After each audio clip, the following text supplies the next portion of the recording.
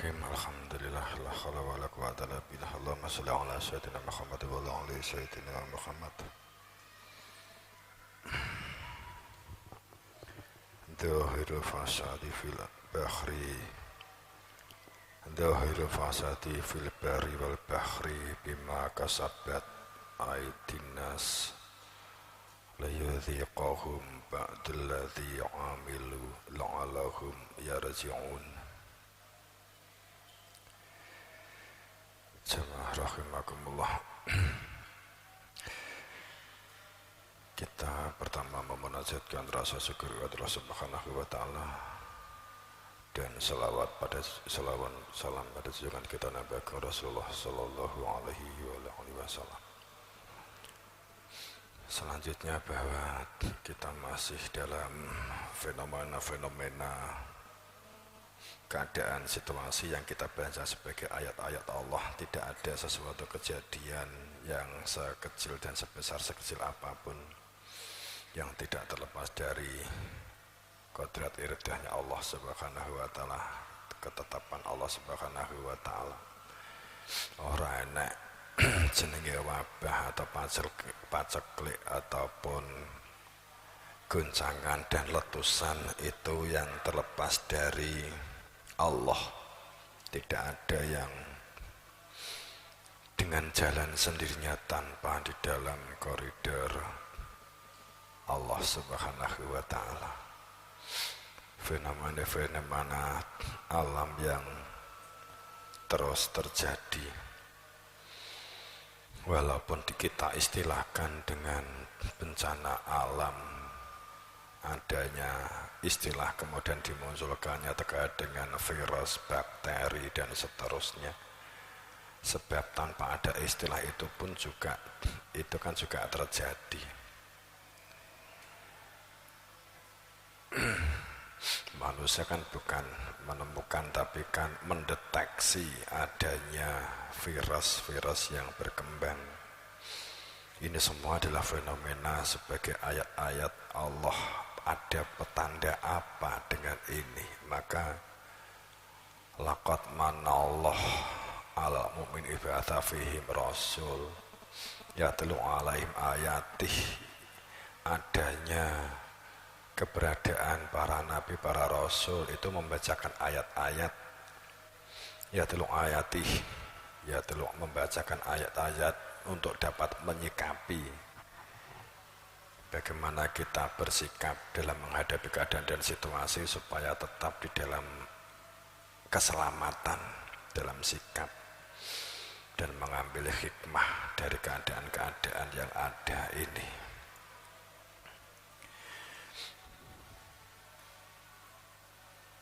Fenomena-fenomena yang terus terjadi, fenomena sebagai ayat petanda. Sepertinya kalau banyak orang mengatakan ya pro kontra, tapi terlepas dari pro kontra, saya nggak membahas pro kontra, bahwa apakah ini merupakan tanda-tanda kiamat yang sudah saya sampaikan beberapa waktu yang lalu, bahwa kiamat yang dimaknai selama ini adalah hancur-hancuran atau ringkese kehidupan berdunia yang di kita petunjuk dari guru kita, dari guru-guru. Sesungguhnya yang dimaksud dengan kiamat kemayakumu kiaman itu adalah pemurnian, kemurnian, dikembalikannya kepada kebenaran akhlak min rabbik dalam sikap-sikap, dalam sistem rububiyah, dalam sistem keilahiyahan batin, dan yang dalam berdunia dengan sistem rububiyah, sistem-sistem robbani, sistem-sistem bagaimana bertauhid dalam keadaan beragama itu di dalam koridor ketauhidan yang selama ini tersembunyi, tidak diabaikan atau dinafikan, dianggap tidak ada, dianggap yang mengajarkan itu sudah musnah, sudah tidak ada lagi, karena yang mengajarkan untuk bertauhid, bagaimana bertauhid itu mengenal zat, sifat dan af'alnya diri Tuhan. Itu adalah hak dan kewenangan para rasul para nabi rasulnya Allah yang telah berakhir Nabi Muhammad, sehingga setelah Nabi Muhammad sehebat apapun seseorang, sepandai apapun seseorang, takkan mungkin akan memperoleh tauhid, karena untuk dapat mengenal keberadaan diri Tuhan itu hanya dari Rasulnya. Kalau di ayatnya kan Rasulullah tatro, dan itu sesungguhnya kan rantai-marantai tidak pernah terputus.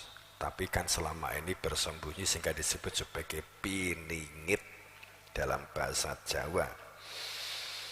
Dalam bahasa Indonesianya piningit, tersembunyi, disembunyi, piningit, tersembunyi. Walaupun ini ada dua dimensi, bukan kok bersembunyi, enggak ya, karena menungsa ora butuh, menungso tidak menginginkan dan merasa cukup beragama dengan bacaan, beragama dengan tulisan, beragama dengan katanya ke katanya, tapi tidak pernah beragama menyatakan makrifat, mengenal, bersaksi seperti apa. Karena ini adalah wilayahnya para nabi, para rasul, dan atau yang ditunjuk untuk mewakili dalam sebuah silsilah.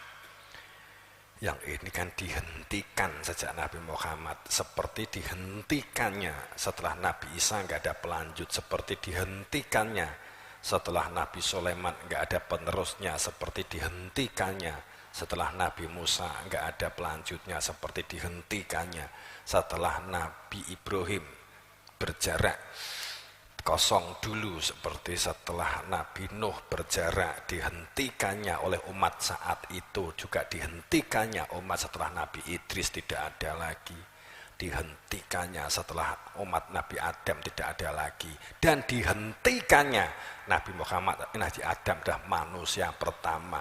Tidak dan belum pernah ada manusia sebelum Nabi Adam, tidak ada khalifah di muka bumi.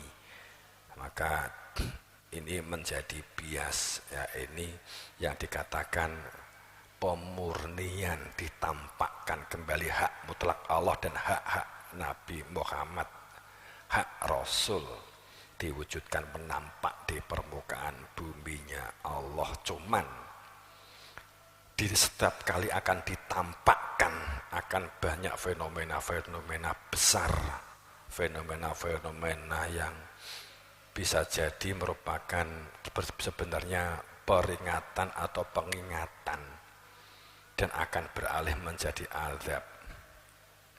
Fenomena-fenomena yang ada ditampakkan ja'al haq wa zaqal batil, sehingga sebenarnya makna kiamat itu fenomena ayat-ayat Allah yang dipampangkan, dihadapkan untuk kita baca, kita tafakuri.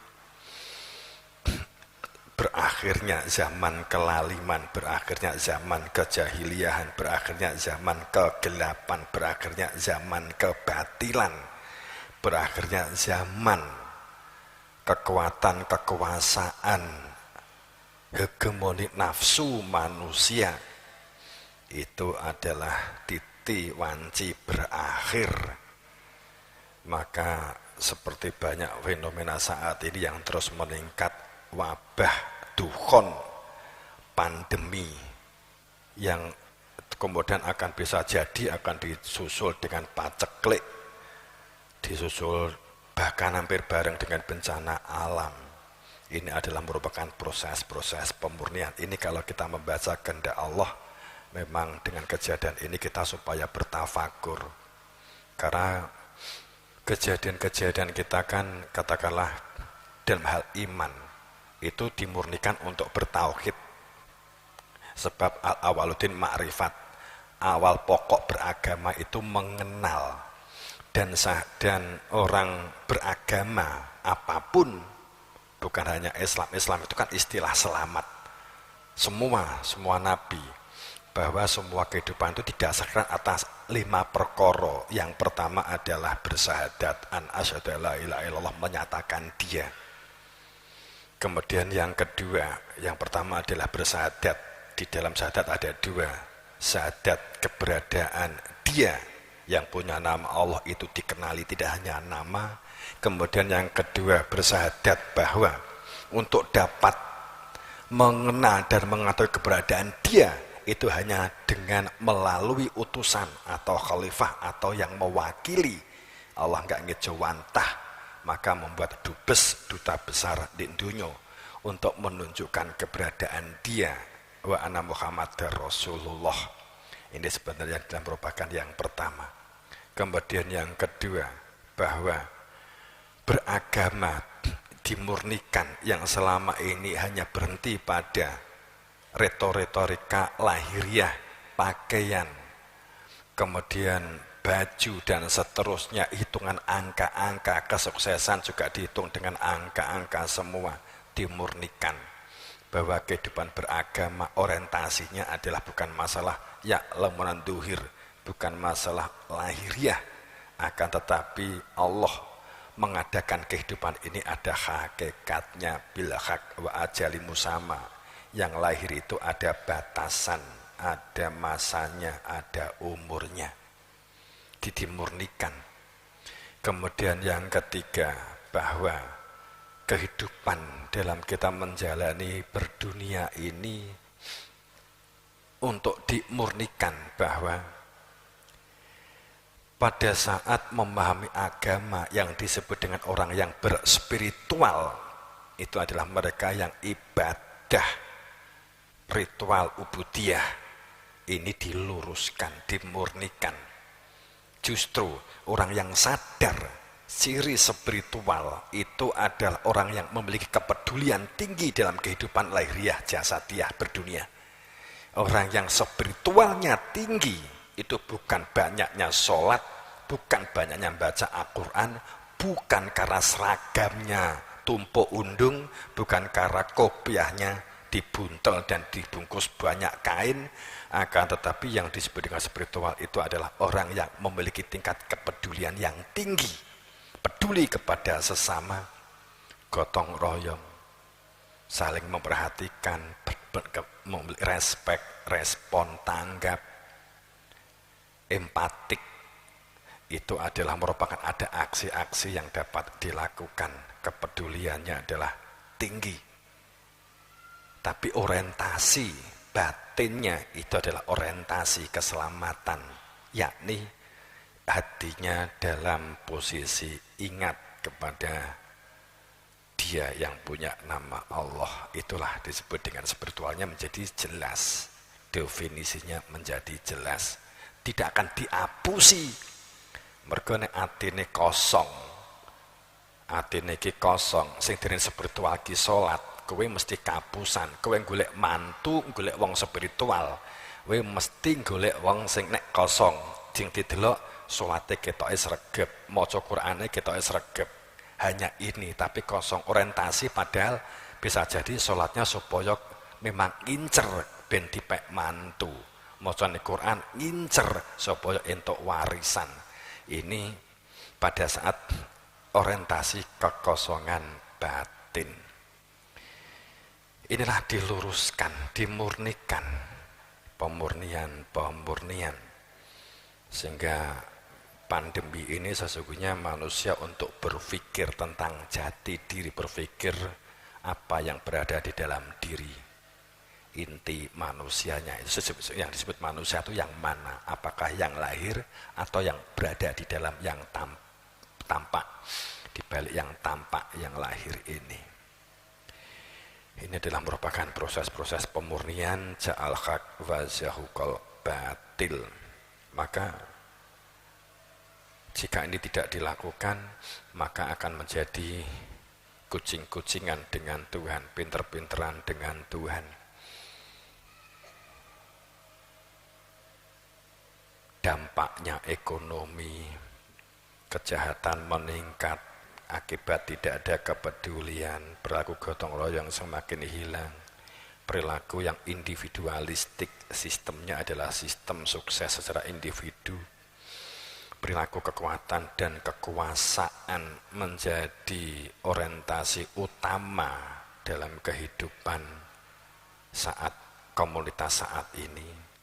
perilaku berbangga-bangga, dan banyak lagi perilaku-perilaku sebenarnya seperti apa. Kalau dari guru kita ini sebagai pengingat upaya dalam kesadaran sebagai hamba dalam perilaku penghambaan. Jadi cuman pada saat perilaku jujur itu berat, mengakui kekurangan itu berat, mengakui sesuatu yang diperbuat yang dikira semula benar ternyata salah, kemudian mengakui bahwa yang selama ini dilakukan ternyata tidak tepat atau salah, itu berat. Itu namanya jujur. Jujur itu elemen faktornya sangat banyak, elemennya faktornya itu yang menjadikan seseorang untuk dapat berbuat jujur itu menjadi berat, karena pengalaman, karena umur, karena keturunan, karena jabatan, karena harta benda, karena kendaraan, karena daerah, karena wilayah, karena warna kulit, karena bahasa, maka menjadi sulit kita untuk berlaku jujur. Orang Jawa cenderung merasa lebih unggul daripada suku yang lain upamanya. Kemudian akan menjadi berat untuk mengakui kepandaian, kecerdasan suku lain. Bisa jadikan seperti itu. Itu akan menjadi berat pada saat kita tidak jujur. Nek lilo itu rodok gampang, ridho, ikhlas selama ini itu diambil alih oleh fungsi lilo, oleh fungsi ridho. Ridho Allah tergantung dari ridho sesama manusia. Jadi pada saat kowe iki ngelungi wong liya ngekei sangu, kowe iki lilo, itu dimaknai ikhlas, itu beda dengan ikhlas. Kowe iki lilo. Jadi kowe iki nek di WC bahasa halus ngising, kemudian kowe iki mbok tokne telekmu kuwi lilo, nek gak lilo kowe mbok empet dadine lara gawi. Kuwi jenenge gak lilo. Dadi nek enek wong ikhlas diumpamakne padha karo nek kowe iki kebet aja mbok simpen, ikhlasno. Ndang didenke golek panggonan BAB. Kuwi dudu ikhlas, kuwi lilo. Beda karo ikhlas. Jadi nek kowe ikhlas, mak ngekek aku duwe iki ikhlas. Ikhlas kuwi lilo. Turido lilo. Lilo iki dudu ikhlas. Beda. Tipis tapi beda. Jadi nek ikhlas itu akhlas dohum bi khalisatin diqaddar. Nek ikhlas kuwi mergo enek ilmune, ilmu mengenal Gusti Allah, wis kenal sadar menungso ora iso apa-apa, nyata nyekseni ingsun yen to ora obah ora sik kejaba, yen tanpa dengan dia itu nyata, sehingga menjadi ikhlas. Arep ngaku isone ora iso, wong nyata sing iso ya pangeran ya dia. Nek wis dingelmoni, nek gak dingelmoni akhire definisi ini kayak Jabariyah. Nek sing biasa bermain filsafat ya, Asy'ariyah, Jabariyah itu di definisi ini itu faham ini faham itu, awak dhewe gak kenal filsafat itu. Kalau saya nggak ngangkat ini nggak ada kaitannya, karena memang fakta. Saat Al-Khalat mengatakan anal haq, karena yang sing moco orang hanya syariat, tidak mengetahui hakikat, tidak mengetahui inti fitrah, maka langsung duding kalau Al-Hajj itu adalah kafir. Padahal yang dimaksud ana itu inani ana Allah la ilaha illa ana fa'budni wa aqimi sholah li dzikri. Aku ki aku ingsun sing duwe jeneng Allah, kenalono keberadaan ingsun supaya kowe nek salat iso ngiling-ngiling ingsun, ingsunnya Allah. maka kita menjadi sadar daya kuat kita adalah daya kuatnya Allah dalam fakta. Nek dingelmoni itu memang dawuhnya di Quran kan sa'ara gadak sa'embrek, bahwa untuk mencari yang menunjukkan keberadaan dia. Ora kemlelet iso goleki Gusti Allah dewi kan gitu. Boro-boro wong metuki presiden kangelan. Petuk karo Gusti Allah kemlelet iso petuk di sak nggon-nggon. Itu yang terjadi. Ya Allah di mana saja, tetapi di mana-mana seperti ikan di dalam samudra. Ada yang menunjukkan bahwa samudra itu keberadaan Tuhan. Maka dia hanya dapat bergerak jika berada di dalam Tuhan, di dalam samudra. Dia tidak akan bergerak jika tanpa Tuhan. Nek dijikuk ora iso gerak. Mbok goreng. Itu jenenge ikan dalam samudra. Yaitu untuk dapat mengenali. Maka saat ikan itu semakin baik mengenali Tuhan, maka dia akan mengetahui musimnya, dia mengetahui posisinya, ikin di laut, di dhuwur apa di tengah apa laut dalam, maka dia akan mengetahui. Tapi kalau orang tidak tahu, kalau ewakne orang ngerti, sering kesasar-sasar. Kudune di tengah, kudune di laut, di pinggir, akhirnya dijikuki wong-wong. Gak genah, moga ora kenal. Dipancing ora genah, nek gawe arepe dipangan menungso, ora kenal karo pancing. Mula nek we mancing, moga-moga ikane gak kenal iki pancinganmu kan gitu. Itu semakin tidak kenal maka akan mudah dibohongi. Maka untuk mengenal ini ikhlas itu ya memang gak iso diaku. Ikhlas Nabi khalisatan dikrodar di dadane itu enek rumah zikir, manggon di dalam ingatan kehadiran dia yang punya nama Allah. Itu ikhlas. Kemudian ikhlas, sabar dan tawakal. Sabar itu orang yang mau gelem memaksa jiwa raganya, memberdayakan diri, berbudidaya. Itu orang yang sabar menjalankan perintah Allah, baik yang bersifat ritual, orang mengatakan mahdoh, ataupun yang ghairu mahdoh, pemberdayaan. Sabar. Sabar. We nandur pari saiki ya we kudu sabar. We kudu sabar dinteni nganti panen. 2 wulan atau 3 wulan, sabar. Itu tapi sabar ki ora meneng, sabar ki bar tandur kemudian lengok, ora mbok sirami, ora mbok engok, ora diapa-apane. Kula sabar kok. Sabar pripun? Mungkin nek karo Gusti Allah dikersane tukul panen nggih panen. Nek gak panen kok saya sabar. Ora ngono. Sabar ki cacakane ora ngono. Ora kok kowe iki nandur jagung mbok sebar, mbok ijir, bar kowe wis kowe turu mbok enteni panen. Ora roh ngisore sukete balapan, ora tau kena kambon banyu, ora kena panggon kambon pupuk. Ning ditakoki kok parimu, kok jagungmu gak mbok pupuk. Inilah orang sabar. Itu salah.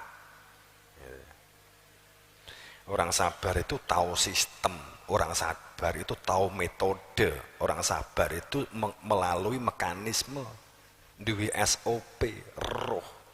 Itu orang sabar. Nek orang itu bar nandur kemudian meneng tibake mbasa panen, entuke mung 2 glintir, mergo gak tau dinguk, gak tau disiram. Kuwi duduk wong sabar.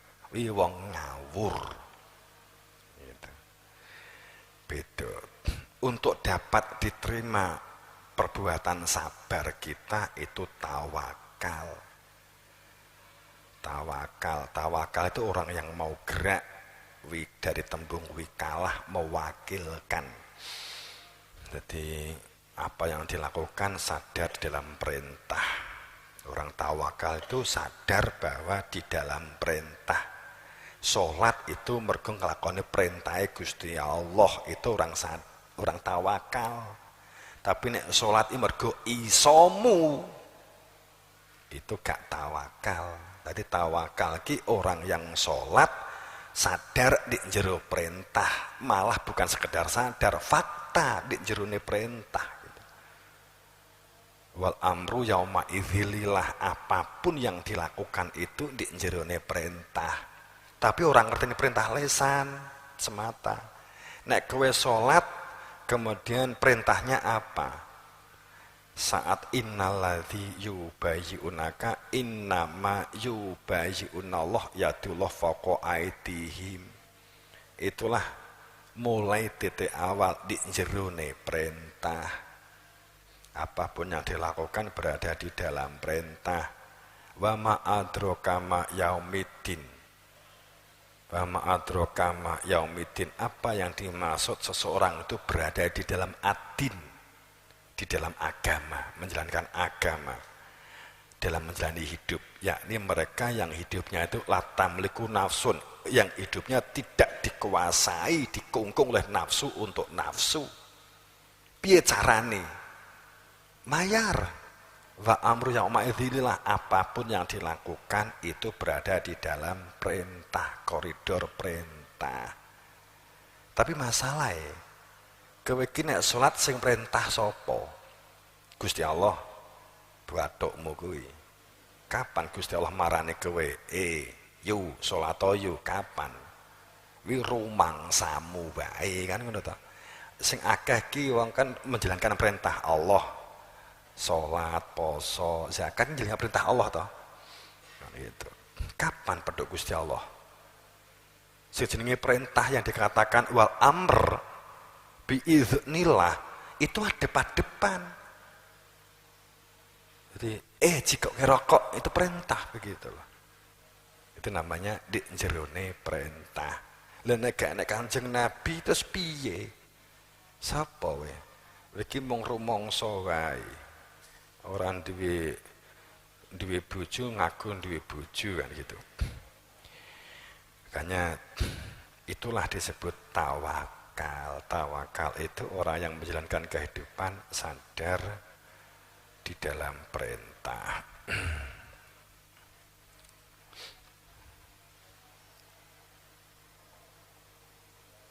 Nah ini kan keadaan dan fenomena saat ini sebenarnya adalah untuk membuka kesadaran ini, enggak mengurangi aktivitas berdunianya, malah beraktivitasnya sambil disertanya adanya ingatan kepada dia punya orientasi hidup, lahirnya bersyariat, batinnya berhakikat. Berhakikat batin itu piye? Ya mengingat Tuhan. Nek wis di alimul ghaibi wa syahadati, sudah di dalam ilmu yang menunjukkan keberadaan dia, sehingga menjadikan berada dalam ikatan kesaksian, saya bersaksi dia yang punya nama Allah. Ini pemurnian bertauhid, pemurnian yang selama ini kan beragama kan cenderung pada jor-joran pakaian, jor-joran lomba bacaan kan. Perintahnya kan yang banyak opo toh? Memakmurkan bumi Allah. Saya nggak membahas ini, tapi kan ini singgungan memakmurkan bumi Allah, menanam biji, merawat tanaman, mengelola air. Ini kan di ayatnya sak berkala lama yakti amaro wastakmarokum fiha wa ayatum mulamul ardu maitah ahyana wa karujna mina ya'kulun. Surat Yasin yang sering kita baca di 32. Wa ayatum mulam ardu maitah, yang menghidupkan dari bumi yang mati menjadi hidup itu dengan cara biji letakkan di tanah yang telah aku siapkan, dan darinya kamu memakannya, kemudian kelola air. a'malukum, bekerjalah kamu, berbudidayalah kamu. Kan ini malah perintah-perintah yang diabaikan. Nah, ini kan dimurnikan. Jadi wong ki nek wis minded disebut Islam, iki ceklane ndi-ndi Quran karo kitab, ora nyambut gawe, gak duwe skill belas, gak masalah. Iki sing bubrah. Apa berarti gak entuk maca tuh maca aja pahala, apalagi dilakukan. Cuman nek hanya maca enggak enek yang dilakukan, malah kaburon maktan indallah antakulu malah taf'alun. Cilaka wong mung sing iso maca ning ora duwe keterampilan. Ayo ayat iki ngono ya, gak ngene sih, tapi kan luwih ekstrem. Kaburon maktan indallah, cilaka mung wong sing umuk, wong sing ngomong tok, nggak ada dampak. Lah ini karena Gusti Allah itu kan diberi ujian-ujian, fenomena-fenomena ini mampu tidak mengatasi dampak-dampak kehidupan, dampak pandemik. Pandemik ini berdampak pada kehidupan sosial. Nek kaliren piye nek ngatasi, nek loro piye ngatasi secara lahir dan secara batin, mengatasi kehidupan sosialnya piye. Satu sisi menjalankan perintah untuk menjalankan kehidupan kepedulian bersosial, tapi mergo pandemik piye cara ngatasi nih, nganggo cara panik apa nganggo cara Tuhan. Ya ini akan pinter-pinteran dengan Tuhan, cerdas-cerdasan dengan Tuhan. Menang di, nek menurutmu menang di, nek menurut menangi menungso ya berarti Gusti Allah budu. Nanti ada saat kita melihat situasi ini memang kehendak ayat-ayat Allah.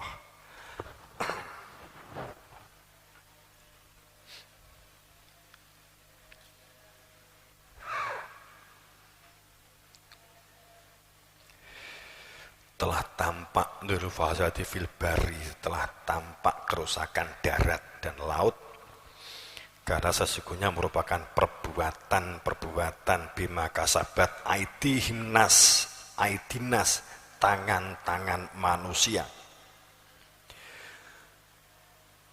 supaya manusia merasakan, mentafakuri akibat dari perbuatannya ini, untuk berani jujur mengakui ada yang tidak tepat, something wrong. Orang mengatakan demikian toh, ada sesuatu yang salah di dalam kita menjalani kehidupan beragama. Faktanya pada saat ini ada mulai tanda-tanda paceklik, stok-stok beras, stok-stok makanan dikhawatirkan akan menipis, do bingung. Padahal perkara iki kan gampang banget. Seandainya pemahaman agama kita yang wastakmarukum fiha, memakmurkan bumi Allah dan mengelola itu sudah dilakukan sejak awal oleh orang-orang agama.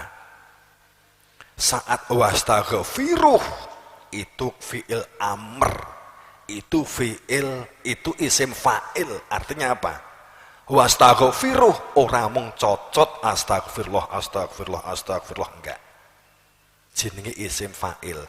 Istighfar yang dilakukan ada bukti yang kita lakukan.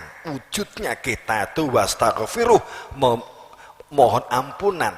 Perilaku ampunan itu apa? Andap asor, akhlak, punya adab. Inilah disebut wastaghfiruh wa tubu ilaih, dengan perilaku-perilaku tobat. Yang dimaksud perilaku tobat itu kok kemudian kowe iki padha karo nek kowe ndek nggone maratuwamu, ampuni kula Bapak, ampuni kula Bapak, tanganmu ngatong. Ning bar kowe kelakuanmu ora rubah, ora gelem melu ngewangi maratuwamu, ngewangi bapakmu, dikeki apa? Anake iso ditarik. Yang itu loh.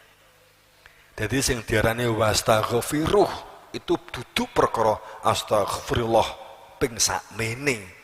Ning wastaghfiruh itu perilaku andap, asor, akhlak, budi pekerti. Itu perilaku-perilaku kehidupan, inilah perilaku yang santun. Nek gak iso ngakui gak iso, takok sing iso ben iso.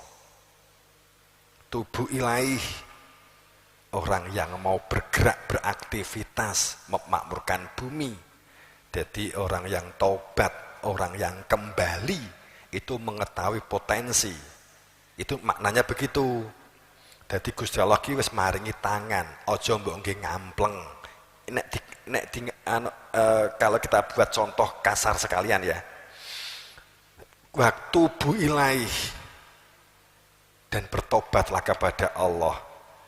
Kalau tangan ini adalah kelengkapan anugerah yang diberikan oleh manusia yang berada bersamaan dengan organ nempel di tubuh. Nek iki mbok nggih ngampleng, nek mripat mbok nggih nginceng, nek kuping mbok nggih ngrasani. Apa jenenge? Ridhonya Allah? Ndak toh?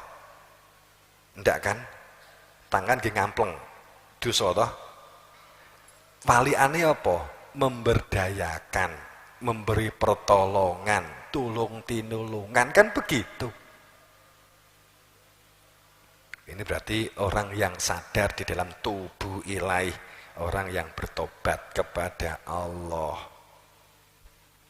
Ya sholat tobat ya tetap, astagfirullah iya. Jadi tidak meninggalkan yang ini ya maksud saya. Itu tapi sak tingkat umure dewi tetap sing cek enom, sing duwe skill, sing sepuh bukan macul ya katut kependem. Itu kan tergantung dari sak tingkat mampune dewi kan jenenge begitu.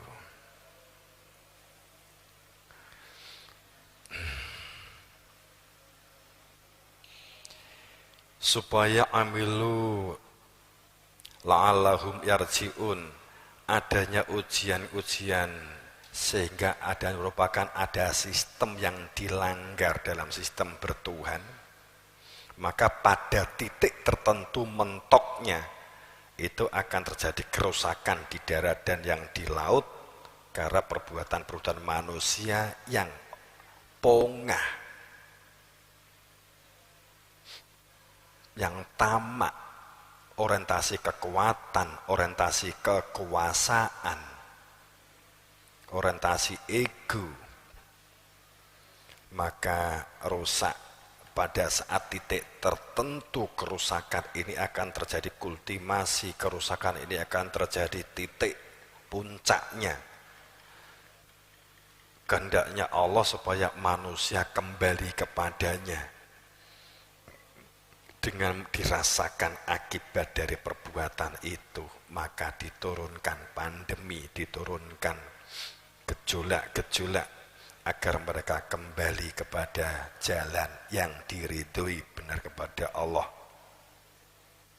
sehingga mereka supaya tidak mengatakan wa idza qila lahumul la tufsidu fil ardi qalu innama nahnu muslihun,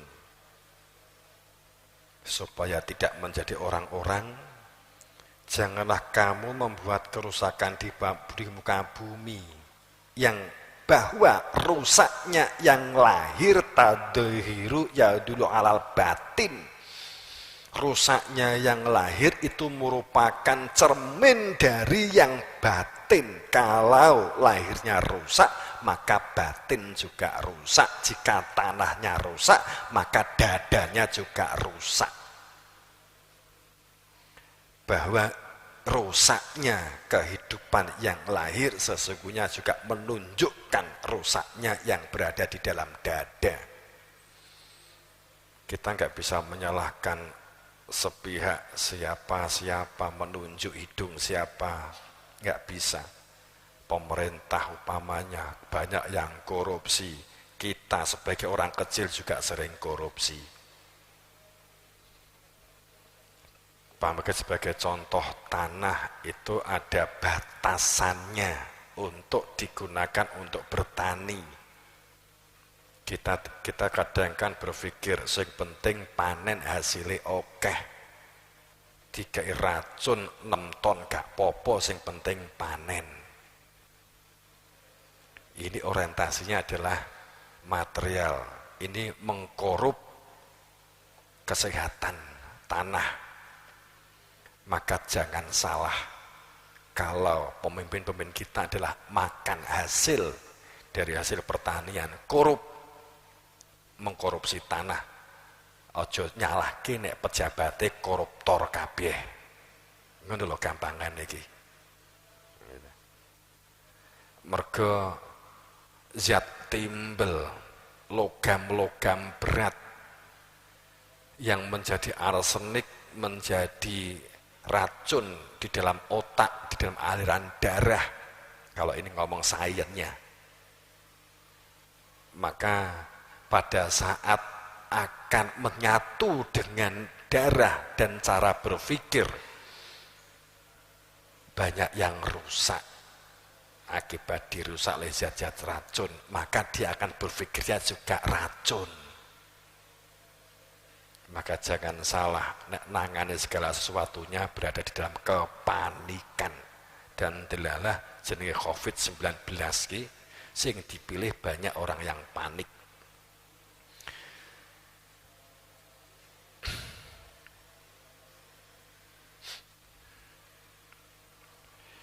Mereka yang kosong orientasi kehidupannya itu adalah kehidupan hidup di dunia, dunia untuk dunia. Kehormatan diukur kehormatan dunia, sanjungan dunia. Sebab kehormatan, keluhuran, keagungan, kesucian itu sebenarnya bersifat batiniah, bersifat ruh milik Allah. Yang luhur itu adalah ruhiyah, ruh yang dari Allah, tinggal kita sadar itu milik Allah.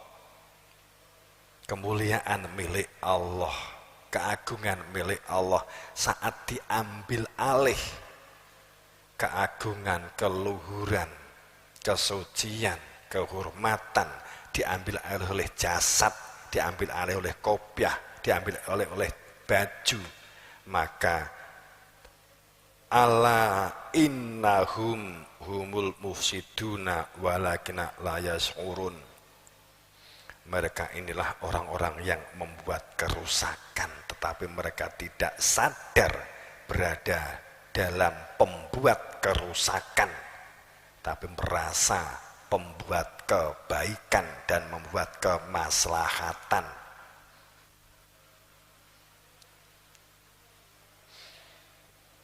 Sehingga apabila dikatakan kepada mereka wa idza qila lahum aminu kama amana, apabila dikatakan kepada mereka, ayo iman, lengkapi kehidupan berduniamu, akhlak baikmu, perilaku baikmu, sosial baikmu,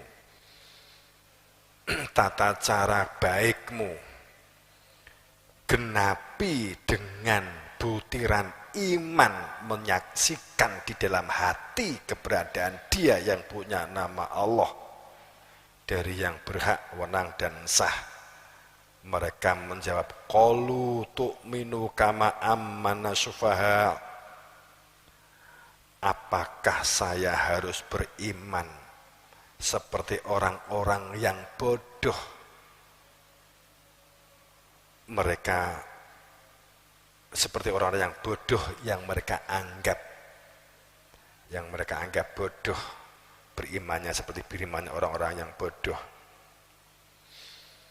Sesungguhnya walakinala ya'lamun, sesungguhnya merekalah orang-orang yang tidak mengetahui bahwa beragama itu dalam menjalani kehidupan berdunia, beragama itu ada lahir, ada batin, ada lahir gelas, ada isi. lahir gelas yang telah baik, yang tidak cacat dalam kehidupan sosialnya, akhlak, adabnya, perilaku, pemberdayaan, berbudidaya telah baik, dilengkapi dengan air yang dapat menghilangkan haus.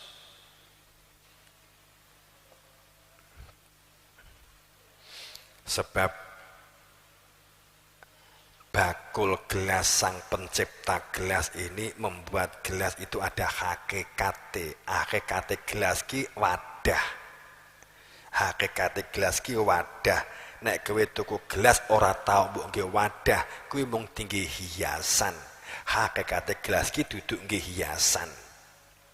Dadi nek kowe ki gawe gelas kemudian mbok nggih panjangan. Ning nek enek tamu mbok kei nganggo plastik. Gelase ora tau mbok suguhke tinggi isine banyu. Sing mbok nggih tinggi nyuguh banyu malah tamune mbok kondi kran diri. Monggo nek ngunjuk nika krane jenengan ngokop piyambak. Itu berarti tuan rumah ki ora genah hakikate gelas kuwi adalah wadah tinggi ngisi banyu nek tamu disuguhke. Hakikate raga ki wadah, hanya kendaraan disebut nepsu. Iki hakikate ki wadah, nggawa ruh, nggawa fitrah yang di dalam dada, nggawa fitrah yang di dalam kolbun, nggawa fitrah yang di dalam fuadun, nggawa fitrah yang berada di dalam sirun, untuk disuguhkan dapat kembali kepada Allah, karena ruh itu milik Allah, dikembalikan kepada Allah. Maka jasad sing hakikate wadah itu harus dengan perilaku yang baik, berpikir yang rasional sesuai dengan fungsinya. Otak memang fungsinya untuk berpikir rasional, masuk akal. Tangan ora tinggi mikir, tangan ki tinggi berbuat. Aja kaya sing disindir karo ndegene guyonane Abu Nawas. Enek wong adol manuk regane nganti $1.000, kaget mung cilik. Akhirnya dekne ya melu adol pitike di pasar, nek ngedol $5.000. Loh, lah kok larang men? Iya, kuwi sing iso ngoceh regane 1.000, iki padahal meneng itu adalah emas.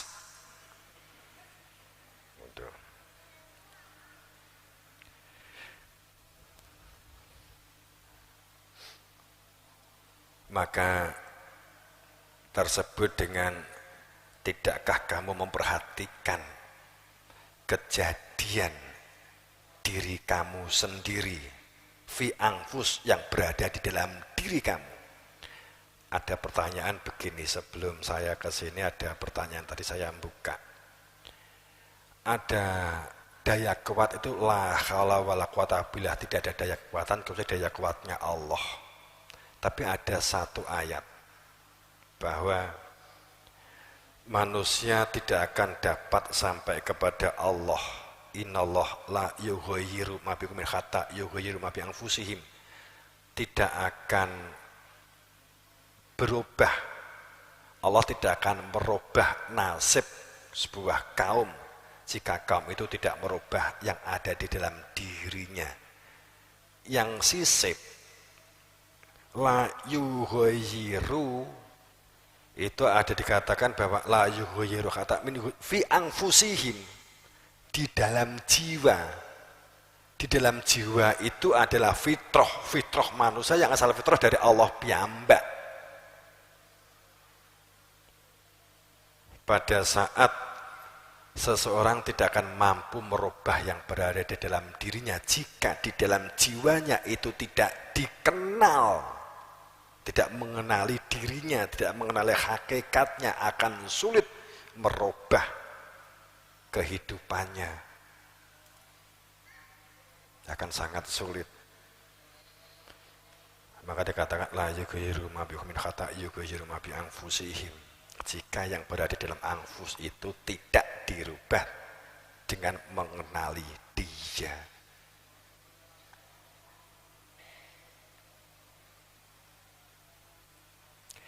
Saat Allah ada, sungguh Allah itu maha kuat, sungguh Allah itu maha mendengar, Allah itu maha mendengar, maha melihat. Kalau Allah itu maha melihat, maha mendengar, Allah itu as-sami, Allah itu maha mendengar, Allah itu maha melihat, bahwa menungso ki obah osik itu karena nafaktu min ruh, enek ruh yang dari Allah, doyo kuatnya Allah, yang ruh ini untuk dikembalikan kepada Allah, dipinjamkan, diletakkan di dalam jasad. Karena makhluk maka berproses menjalani hidup. Menungso iki mergo makhluk diuji. Mergo menungso iki makhluk diuji. Diuji untuk dapat mengembalikan unsur fitrah manusia yang asal fitrah manusia dari fitrah Allah. Diuji dengan kehidupan. Moho murahnya Allah diberi kelengkapan organ, indera, dan akal pikiran untuk dapat berpikir, untuk dapat bertindak, berbuat kebaikan dan berbuat kemaslahatan. Sehingga yang pulang itu adalah yang berada di dalam jiwa. Jasad ini adalah kendaraan, diparkir di kuburan, enggak pulang, ki diparkir. Parkir ki yo ora sak nggon-nggon, nek sak nggon-nggon dadi macet. Nek menungso ki gak diparkir, mati dibuang di dalan, ya macet. Bacin ambune. Nek wis diparkir, dipendem, rojiun balik di asal usule, lemah balik di lemah. Sing mulih itu adalah fihi yang berada di dalamnya. Ruh kembali kepada asal usul, memang dari Tuhan, kembali kepada Tuhan. Sirno kembali kepada Tuhan. Hati ngadam, ruh sirno, rasa yang menyatakan kembali, menyatakan indah, yang minadrah ila rabbiha nadhirah, wajah berseri-seri, hanya kepada Tuhannya melihat dengan mata hati, merasakan indah, menyatu dengan Tuhannya kembali. Itu adalah sehingga jasad ki kudu bosok. Makanya dibungkus dengan kain kafan, kain sing gampang rusak. Nek ewe pengen jasadmu utuh, ya coba bungkus kain kafan, bungkusan plastik, awet, jika iburak.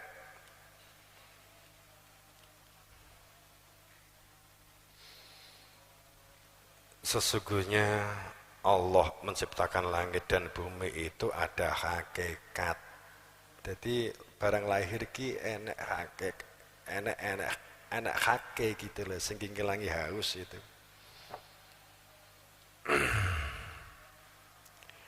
Jika tidak kamu kenali keberadaan diri kamu itu ada hakikat, dan kehidupan berdunia itu ada hakikat, dan Allah menciptakan langit dan bumi itu bilhaq dengan hakikat, maka akan ada saat titiwanci jika dia menghendaki akan diganti, dan kamu akan dibinasakan, diganti dengan makhluk yang baru, yang mau butuh untuk mengenal hakikat. Hakikat itu toh mengenal hakikat diri, mengenal fitrah manusianya, mengenal Tuhannya. Walaupun tampak di dunya, ning atine wis mengenal Tuhan, hanya jika diilmukan. Wa ma dzalika 'alallah bi'aziz. Hal demikian bagi Allah sama sekali tidak sulit diuncali virus kelabaan menungso, kan ngono tak? Maka ya ayuhan nas antumul fuqara ilallah, menungso butuh, menungso butuh, miliki butuh untuk kembali kepada Allah, butuh untuk mengenal Allah. Ya ayuhan nas antumul fuqara ilallah, kowe antum sing fakir butuh, fakir banget ora iso apa-apa dan tidak ada apa-apanya. Allah itu maha mulya, maha kaya, maha terpuji. Maka kenali yang memiliki segala-galanya itu. Jika kamu tidak butuh kepada Allah, jika kamu tidak butuh mencari yang dapat menunjukkan keberadaan Dia, supaya Dia yang punya nama Allah dapat kamu ingat-ingat di dalam hati, dapat kamu kenal keberadaannya di dalam hatimu. Sebab ala bidzikri tatma'innul qulub, hanya dengan hati zikir ingat kepada Tuhan maka menjadi tentram. Jika tidak butuh kamu kepada Allah dan tidak butuh yang menunjukkan keberadaan Dia, niscaya Dia akan memusnahkan kamu. Ya yudhibkum wa ya'ti bi khalqin jadid, maka akan kami ganti dengan makhluk yang baru. Kan gitu. Ayatnya jelas banget. Nek basa Nganjuk lah ngono. Jelas banget. Powol. Mau wentok. Wes cilik, nek Magelang lak cilik banget iki wes, nek Nganjuk ditambahi cowili banget ya gitu. Bu sepira wis cilik banget gitu.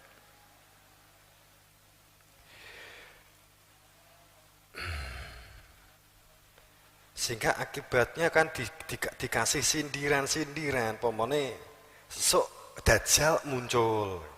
Dikira ya Dajjal itu fisik. Dajjal itu cirine nek wis enek ciri-ciri ngene ndek nggone bathuke enek tulisane kafir. Kan ngono. Dadi kowe engko nek petuk Dajjal ndek kene kafir. Nek kowe engko petuk Dajjal ndek kene tulisane kafir, kuwi Dajjal goblok. Wong dek niki golek kanca sak oke-oke. Pomone enek tulisane, ya mesti ditutup kopiah. Dadi nek kopiahmu ngene, hati-hati bukaan menawa nek kafir kan ngono.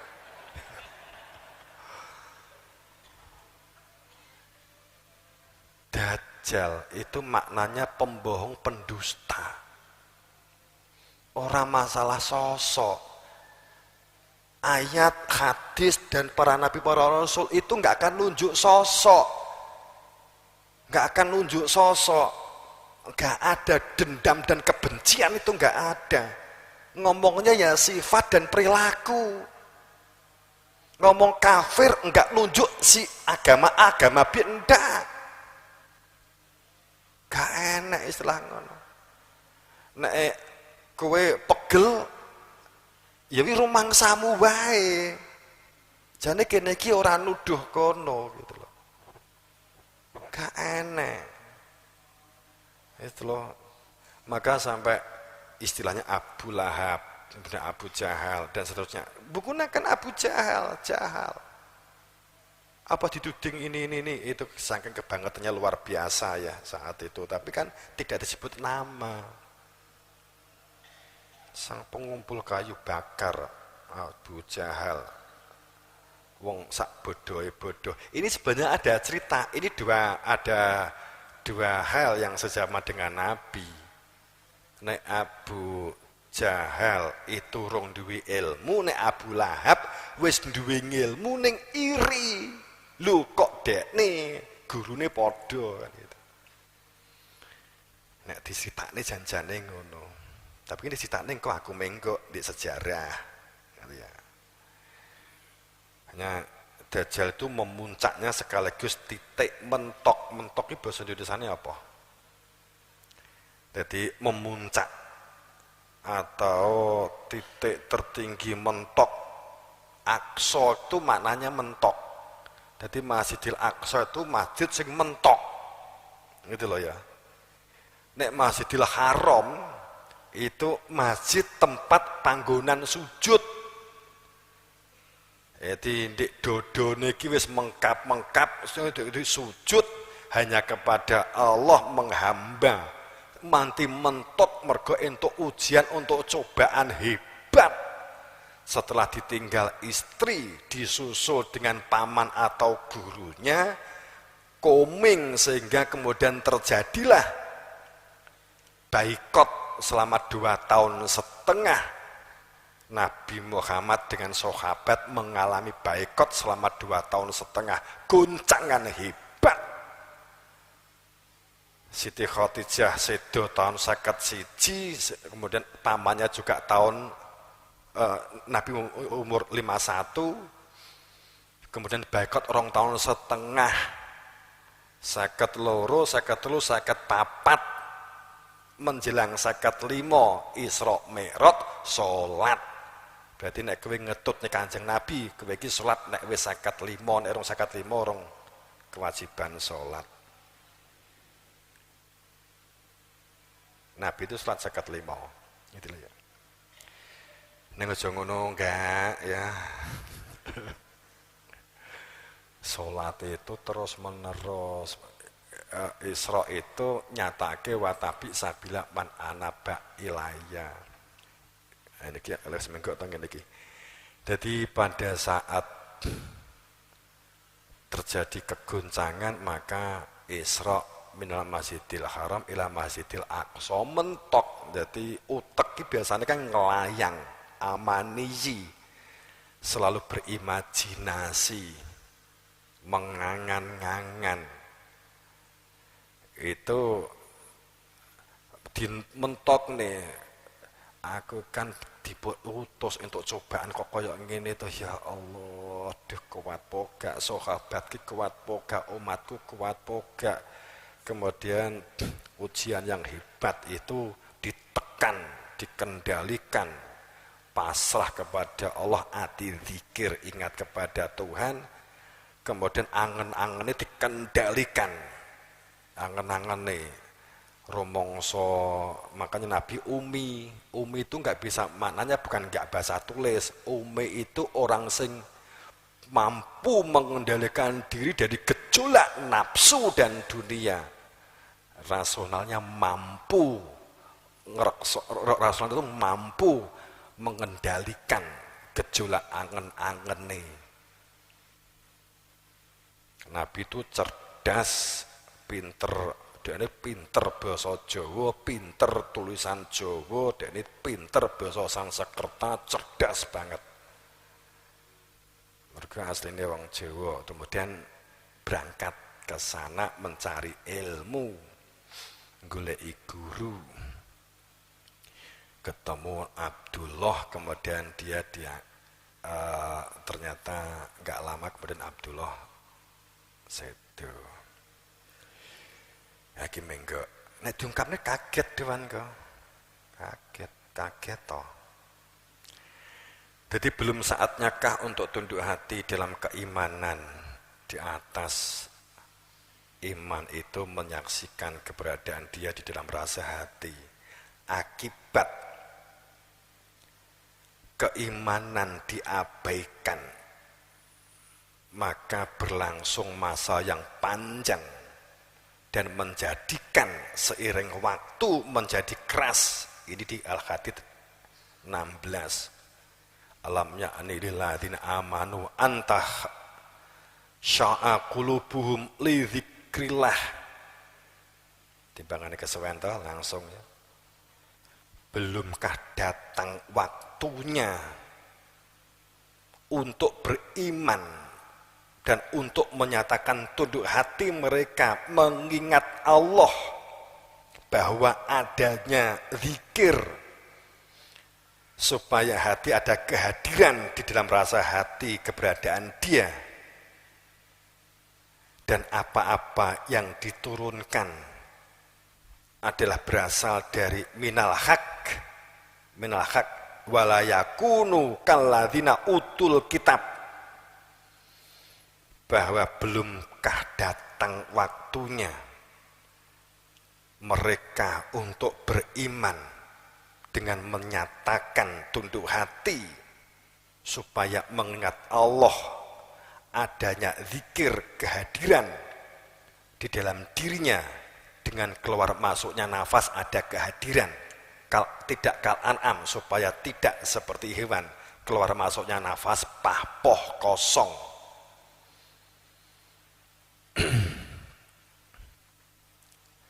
Dan yang diturunkannya minal haq, dari al-haq, hak dan sah. Maka janganlah seperti orang-orang utul kitab min qabl fatolu alaihim, tidak menjadi orang-orang yang kehidupannya seperti ahli kitab, yang beragamanya tekstual, dari hasil pemikiran, dari bacaan, pemikiran golongan dari mereka sendiri, dan tulisan hasil pemikiran dari orang-orang sebelumnya, kemudian menyatakan ini dari Allah. Akibatnya berlalu masa yang panjang dan hati mereka semakin menjadi keras dan menjadikan kebanyakan mereka berada di dalam fasik. Dan ini ayatnya kan jelas banget.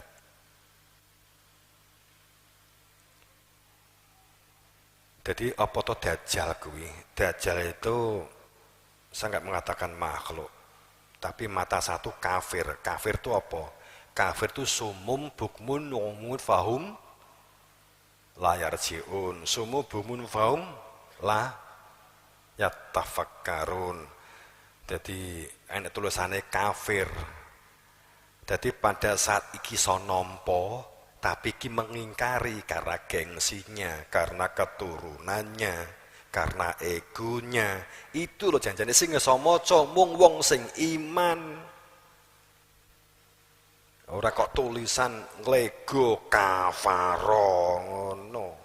Ngono ya jenenge ya dajjal goblok. Gitu. Itu artinya bahwa kafir itu maknanya tertutup, jumut, kaku, beku, tidak ada kejujuran, benarnya sendiri. Jadi kapan Dajjal itu muncul? Saat puncak kebohongan, puncak kedustaan merajalela. Merajalelanya ambigu, klaim kebenaran, berstandar ganda, bahkan berstandar multi.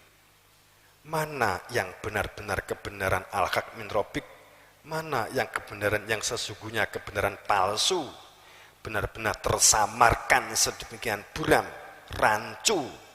Karena setiap manusia, kelompok dan golongan merasa sebagai pembawa kebenaran dan merasa hak hanya karena membaca sudah merasa hak dan sah, menyampaikan dan mengetahui persis alamat pulang dan merasa mengenal Tuhan dengan sebenar-benarnya. Maka kemudian berbicara mengatasnamakan Tuhan. Memuncaknya penyamaran. Dajjal itu memuncaknya penyamaran, samar, sehingga perilaku baik, perilaku akhlak, perilaku berbudi pekerti, ini adalah ajaran-ajaran samar, ajaran-ajaran semar. Memuncaknya penyamaran kebenaran yang akan menjadi rancu. Namun saat ada permasalahan yang bersifat fakta kehidupan, akan menjadi kelihatan bahwa ternyata hanya bergerak di bibir, tapi tidak pernah bisa menyatakan maculnya, tidak pernah dapat menyatakan aksinya.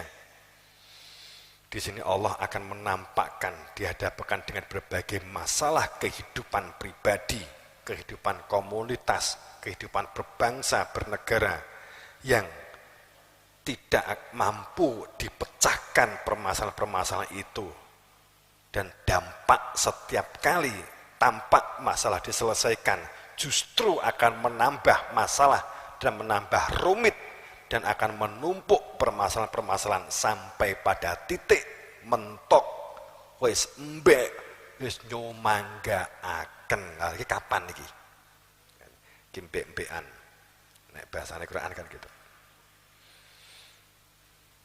Dajjal ditandai juga ketakutan, kekhawatiran terhadap hilangnya pengaruh kekuasaan, kekuatan dan kemapanan status quo yang telah dirasakan, memuncaknya ketakutan dan kekhawatiran status hegemoni kekuasaan, pengaruh kekuatan, kemapanan status yang telah diterima.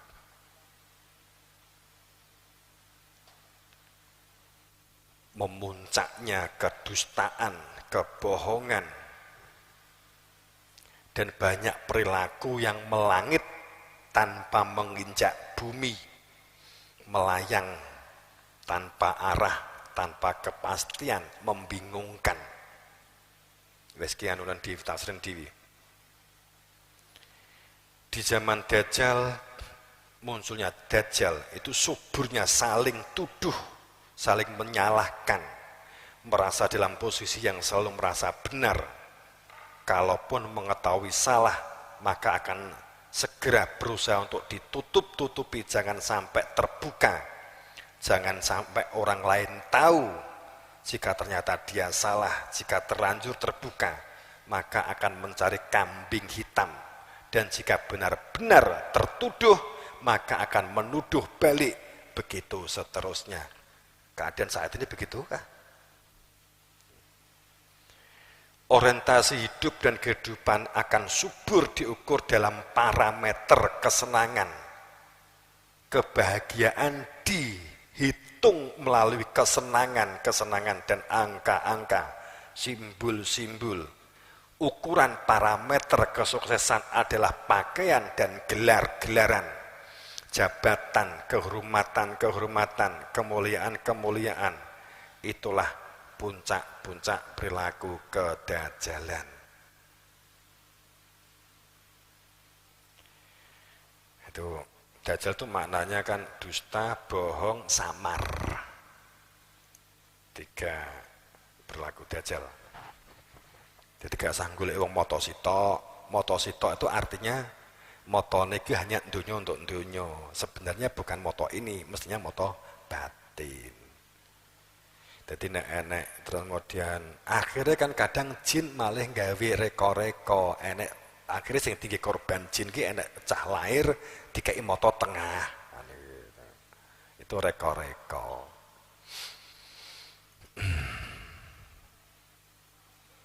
Lah apa nek Ya'juj Ma'juj? Ini tak katut nih sedilu. Ya'juj itu saya nggak ngomong definisi kan wis tahu ya. Jadi Ya'juj Ma'juj itu ciri itu akan ada goncangan besar, baik yang lahir ataupun yang batin, banyak kerusuhan, banyak kejahatan, banyak pandemi, wabah, paceklik. Ciri Ya'juj Ma'juj itu merajalela. Jadi nek iki wis keadaan kuwi berarti Ya'juj Ma'juj. Tanda Ya'juj Ma'juj, kerusuhan, merajalela, kejahatan merebak di mana-mana. Perbuatan saling menyalahkan, suburnya prasangka, tapi tidak sadar kalau sebenarnya telah prasangka. Berlaku amoral, perzinahan, mabuk, dianggap sebagai wajar dan pada titik puncak. Kepanikan saat Dajjal dan Ya'juj Ma'juj menyatu, keguncangan, wabah, paceklik, bencana-bencana. Ini adalah dari guru kita bukan masalah subjek orang, tapi watak, sifat, perilaku. Disebut dengan Dajjal. Nabi enggak seperti terungkap iblis. Iblis itu seperti apa? Iblis itu dulu Nabi Adam juga tidak menunjuk subjek. Walaupun ada perilaku yang hebat di zaman Nabi Adam disebut iblis, di zaman Nabi Nuh Kanaan, di zaman Nabi Ibrahim Namrud, iki duwe jeneng asli kabeh lho iki ya. Di zaman Nabi Musa Firaun, di zaman Nabi Muhammad Lahab dan Jahal, zaman kematian adalah Dajjal, Ya'jud, Ma'jud. Faraun itu pengiri pendengki hebat. Namrud penghalang terwujudnya kebenaran. Iblis sang penentang keputusan Tuhan. Itu bukan subjek. Jadi nek delok film iblis enggak ngono. Itu kan enggak ngerti intine kan gitu.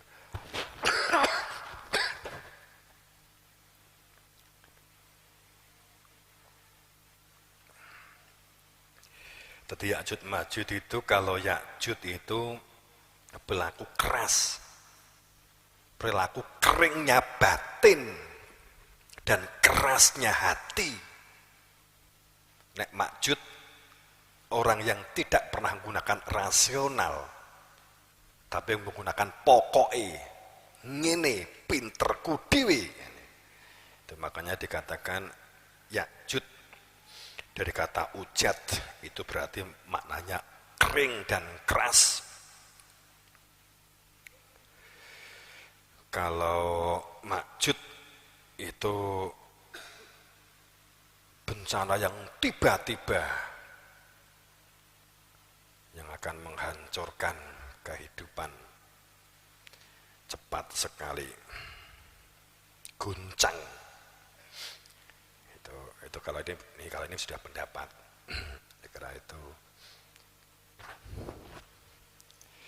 Saya kira begitu. Jadi kita enggak berbicara subjek ya. Kalau kita berbicara Dajjal, kita cari, kita tunggu, enggak.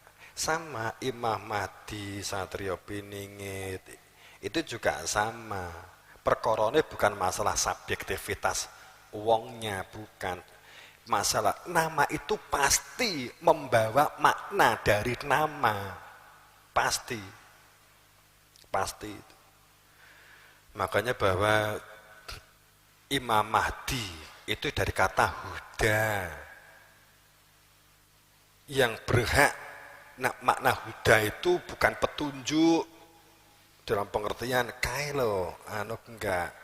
Huda itu orang yang berada di dalam cahaya. Orang yang mandi cahaya.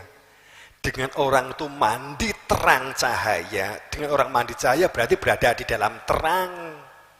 Itu orang yang memperoleh hidayah, itu enak wujute begitu loh. Digampangan ngene iki, kowe entuk hidayah, iya apa sego? Jangan sego itu menjadikan warak, itu konkret gitu. Itu bentuknya apa? Kalau cahaya ini, kalau nggak ada cahaya ini terang, gelap. Kita nggak bisa mengetahui kiri kanan kita siapa, depan kita siapa, belakang kita siapa. Yang ihdinas siratal mustaqim, orang yang berada di dalam hidayah, memperoleh hidayah, dia mengetahui beda antara hak dan batal, antara nar dan nur, antara akma dan basir, mengetahui antara yang buta dan yang melihat, antara yang mati dengan yang hidup, antara yang sejuk dengan yang panas, itu mengetahui persis. Itu orang yang berada di dalam hidayah. Tapi ayat ini terus saya tidak mengutus rasul yang ada di antara kamu kecuali membawa al-huda, dan supaya kamu bersaksi, wa nadhiron, supaya kamu terus terbimbing.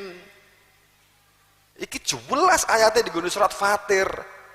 Bar antumul fuqara ilallah ya ayyuhan nas, menungso kowe iki butuh karo Gusti Allah. Ning kowe kudu goleki dan seterusnya bla bla bla. Kemudian Bapak Syafi'i ayat wal amat, beda antarane wong mati karo wong urip, beda antarane cahya karo peteng, beda antarane wuta karo ndeleng, beda antarane wong ndek petunjuk kalau ndek wong sing ora ndek petunjuk.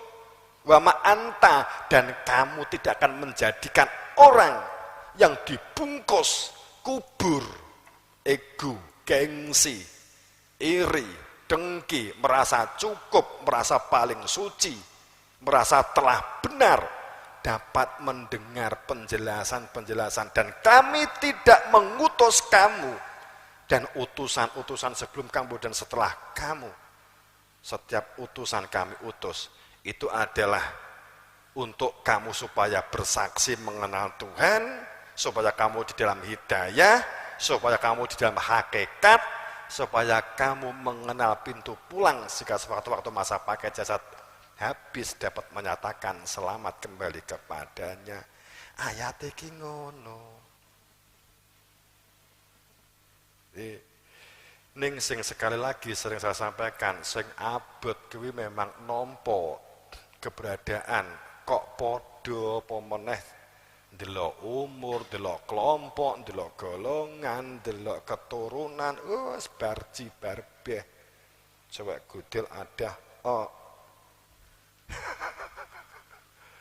itu. Makanya hampir semua nabi diterimanya setelah meninggal. Semua nabi rasul diterima itu setelah meninggal. Jek sugenge gak ditampa. Mergo nek nampa wis mati penak. Penak. Ora. Kowe nampa Sunan Kalijaga. Salah Sunan Kalijaga gak mungkin tangi ngandani kowe. Gak mungkin. Gak mungkin. Ki putuku kok piye sih? Enggak. Yes. Wong nyatane ya gak tau ditegur karo Kanjeng Nabi, gak tau ditegur karo para wali, berarti bener kan gitu. Itu kan. Yang terjadi begitu. Pangapunten, ini kan kita akhir-akhir di kajian Ramadan kan kita agak mentoke, ini keadaan kan sudah mepet, jan-jan iki mesake. Lah nglurus-nglurusne iki lak waduh lah kadung menggoke iki sak haragadak ya. Orang mati, ya, orang meninggal dunia, terus dipendem, terus nunggu rokokan di kono, terus engko tangi, toh hari kebangkitan, terus di roh masar nunggu dhisik, terus bar kuwi mulai ditimbang sitok, toh ditimbang sitok. Zaman Nabi Adam toko nganti gitu triliunan wong. Timbangannya ki mung sitok loh. Dalam cerita-cerita yang saya baca itu timbangannya ki mung sitok. Wote Siratal Mustaqim. Sitok tur lembut. Iki Gusti Allah nguji atau setil aku gak ngerti ya. Itu. Jadi pada saat apa Siratal Mustaqim? Siratal Mustaqim ki dikira kabel iki ngene iki lho. Ngene sing akeh ayo ngewoto iki lho. Ya, iki Siratal Mustaqim iki. Akeh-akeh lek memahami kan ngono. Kowe iki nek duwe pemahaman Siratal Mustaqim itu rambut dibelah pitu, saiki ndang belajar. Iku nek ngewot guling engko. Adi ngene. Sirot itu jalan, memang dikatakan sirot itu sebenarnya bukan jalan. Sirot itu tempat yang lapang, semua termuat di dalamnya. Sirot itu tempat yang lapang, semua termuat di dalamnya. Itu dikatakan sirot. Sehingga apa maknanya? Seperti laut tidak akan pernah berubah najis walaupun batang segala macam dimasukkan ke laut. Itu perumpamaan sirot. Mustaqim koma yakumu, al mustaqim mustaqima. Mustaqim itu tegak, manggon, bertempat tinggal, madeg, jumeneng. Jadi sirotol mustaqim manggon di gune tempat sing jembar kono. Artinya apa? Dadi wong nek wis di jerone hidayah, ihdinas sirat. Manggon di wong sing duwe hidayah, sing duwe cahya, itu menjadikan lapang dada, dipegeli ya ora gigrik, dilokne ya ora bingung, difitnah ya mesam-mesem, dipateni ki guluku, ngono lho. Itu siratal mustaqim. Ya ndek donya iki, nggone fitnah, nggone olok-olokan, nggone wong ra trima, golek pangan kangelan, nyilih kudu nyaur utang, nek sesuk ora nyaur bang moro, kan nggone di donya iki lho. He to. Menggok sithik iki sing diarani siratal mustaqim ki saiki iki ora so nyapa Gusti Allah bingung gawe panitia. Ditimbang sitok-sitok ngene mizan. Mizan iki langsung gak tangke guyon wis. Mizan ki utek iki lho, nggonen mikir utek iki. Iki halal, iki haram. Iki sesuai karo dawe guru apa dawe setan karepku dewi kan itu jenenge mizan. Ora kok kemudian ditimbang sitok-sitok. Mlebu ditakoki man ismuka sering banget itu ya aku mau golek siji sing kebangetan kan ma'amaluka sopi amal-amalmu ki malaikat bodoh iki wong Gusti Allah itu lahir procot wis enek rokib enek atit catetane wis ora geseh catetane lengkap komplit lah nyapa nakoki wong mati. Ya tinggal rokib atit tinggal mungkar nakir nakoki rokib atit tit di bucah ki sing wong ki sing mati ki cartane ndi ngono beres. Malaikat yano-yane kok bodho nakoki. Itu. Dan itu yang hebat lagi melecehkan Tuhan loh itu. Itu melecehkan Tuhan habis-habisan tapi kita nggak sadar. Hebat tuh melecehkannya itu. Piye gak ngeleceh nih. Malaikat iku utusannya sapa? Malaikat iki kongkonane sapa? Allah toh. Sing butuh data ki sapa? Malaikat apa Allah? Allah toh. Lah mung perkara jenengmu Gusti Allah gak eruh edan po. Jenengmu roh Gusti Allah ki roh kelakuane roh kok sing ora mbok unek nek cangkeme roh Gusti Allah. Terus boso mati kok terus gak mbok anggap gak roh iki lho. Piye? Kir dalam. Kae nek wong mati kae nggih ketitakoki saya sapa jenenge? Omahe ngendi? Itu lho. Pangapunten. Ngewot ya ngono, mlebu timbangan sitok-sitok ngono ta.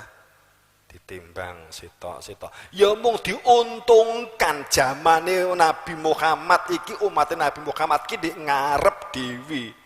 Jenengan iki diuntungkan bangganya kita sebagai umat Nabi Muhammad itu nek ditimbang awake dhewe iki dhisik dhewe ngewot siratal mustaqim ya dhisik dhewe. Nggih apa mboten? Nggih to? Awak dhewe nek krungu lak ngono terus biasane leres ta nggih? Sing disyukuri kuwi. Tapi kuwi jenenge wong sing gak duwe adab. Kowe iki cilik dhewe, Nabi Adam ki dhuwur. Di atas 4 meter dhuwure, sak durunge-durunge kuwi. Terus kowe iki ngewot. Terus kowe ngimengo mengguri mbahmu sing ndek gauri kono. Mentolo to mbahmu mbok salib. Kuwi jenenge putu cap apa? Ditimbang ngarep dhewe ngingeti ini gak duwe perasaan kenemenan kowe mbahmu ji antri. Nek wong Jawa ayo ditimbang karo malaikat dimanggakne. Oh nggih, kula tak mangke mawon. Nah, kula menika lha mbah dereng gitu.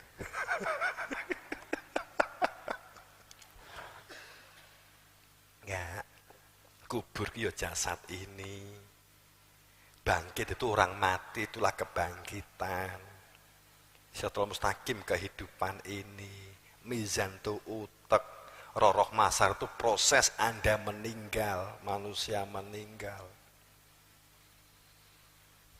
Itu kelihatannya moto mung sebentar nih sing lakoni hebat.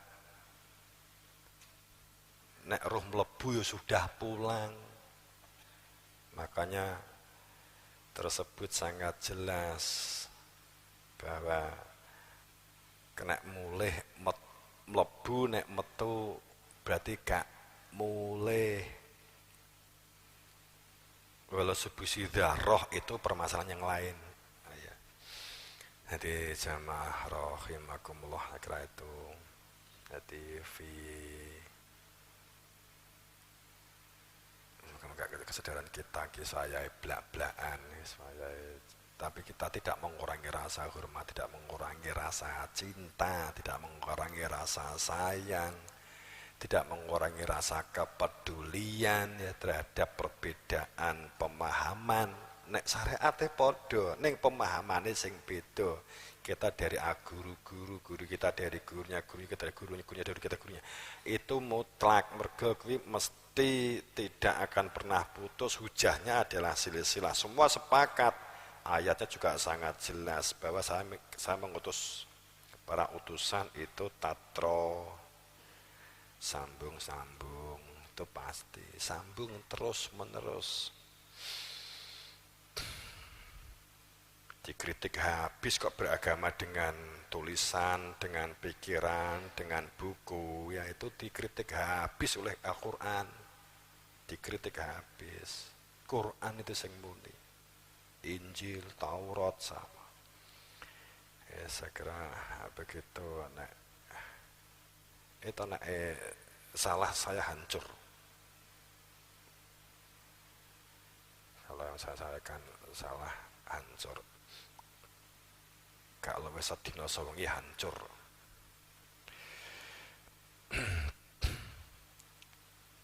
Tapi sebaliknya ini saat kelaliman, kedoliman, kebatilan ditenggelamkan.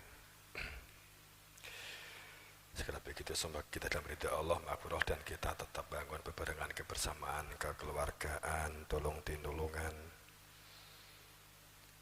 Semoga mendapatkan syafaatnya Rasulullah SAW dalam bentuk berberan berkah sabda pangestu guru wasithah. Ihdinas siratal mustaqim bil haq. Qad daqat khilati atring ya Rasulullah, qad daqat khilati atring ya Rasulullah, qad daqat khilati ya Rasulullah. Assalamualaikum warahmatullahi wabarakatuh.